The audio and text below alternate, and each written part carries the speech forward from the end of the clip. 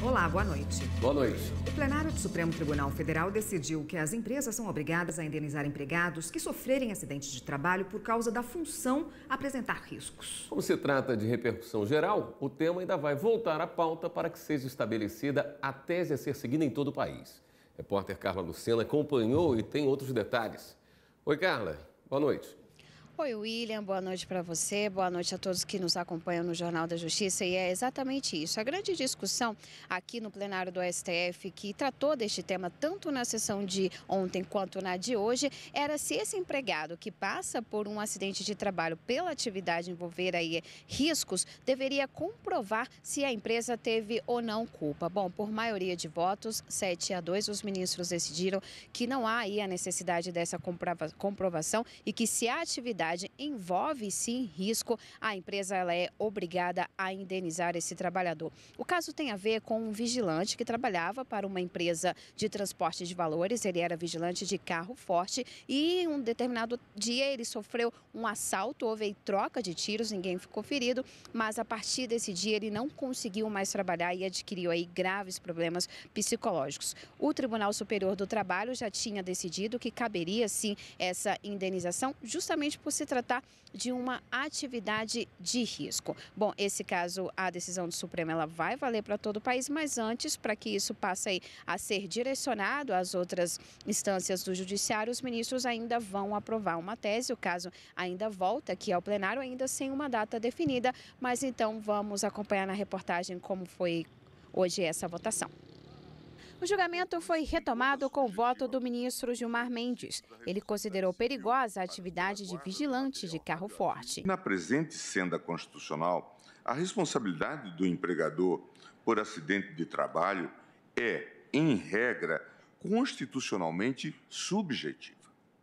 Calhando a jurisprudência definir os casos em que, diante do elevado risco à vida ou à saúde do trabalhador, que não possua legalmente o reconhecimento dessa característica, possa haver o recrudescimento para a responsabilidade civil com presunção de culpa. A única exceção possível é quando existir, a meu ver, lei formal e material que reconhece determinadas atividades de alto risco. Já os ministros Marco Aurélio e Luiz Fux votaram contra a empresa pagar esse tipo de indenização. O ministro Fux argumentou que o trabalho é sim de risco, mas a empresa não pode ser responsabilizada por ocorrências envolvendo os funcionários. Só haveria essa responsabilidade objetiva por culpa ou dolo se ele não municiasse o empregado no exercício dessa função de meios de defesa em caso eventual de confronto, porquanto é ser disso que os carros fortes sofrem constantemente, digamos assim, essa investida de delinquentes. Na sessão dessa quinta, o plenário chegou a 9 votos, sendo que 7 deles a favor da obrigação das empresas indenizarem os empregados que sofrem acidentes de trabalho por causa da função apresentar risco. O julgamento foi suspenso para aguardar os votos dos ministros Celso de Mello e Dias Toffoli. Quando for concluído, será definida a tese a ser seguida por todo o judiciário brasileiro. Para dar outros detalhes sobre a sessão plenária de hoje, está aqui no estúdio a consultora jurídica da TV Justiça, Karina Zucolotto. Boa noite, Karina. Boa noite, William. Boa noite, Karina. Boa noite, Érica. Um segundo tema começou a ser julgado, né? Transporte rodoviário de cargas, mas também não foi concluído. Não, Érica.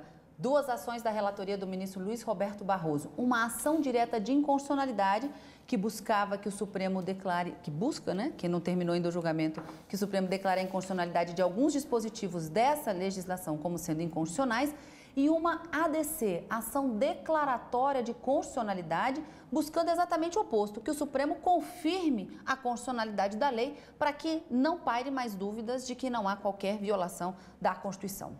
Essa legislação e os dispositivos questionados tratam, a grande discussão aqui é sobre a possibilidade de terceirização de uma atividade fim por empresas no transporte de rodoviário de cargas. Um outro ponto, ela regulamenta o trabalho dessa contratação de transportadores autônomos, sejam por proprietários de cargas ou por empresas, dizendo que essa relação seria uma relação comercial e não uma relação trabalhista.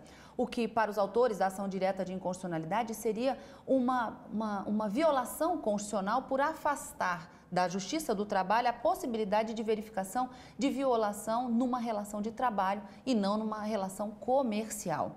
Um outro ponto também que é questionado é sobre o prazo prescricional, o prazo que se tem para ingressar com uma ação em uma alegação de possível ação de reparação de danos.